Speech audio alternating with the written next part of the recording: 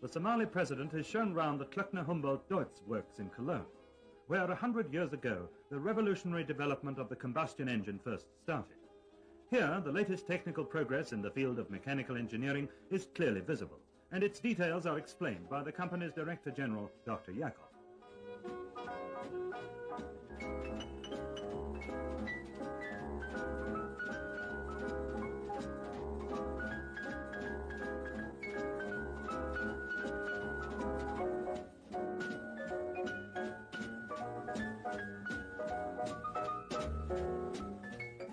President Osman displays keen interest, especially in those heavy vehicles that could help to accelerate the building of roads and industries in his country, which is twice the size of the Federal Republic, and which could be used to great advantage in the extensive agricultural areas of Somalia.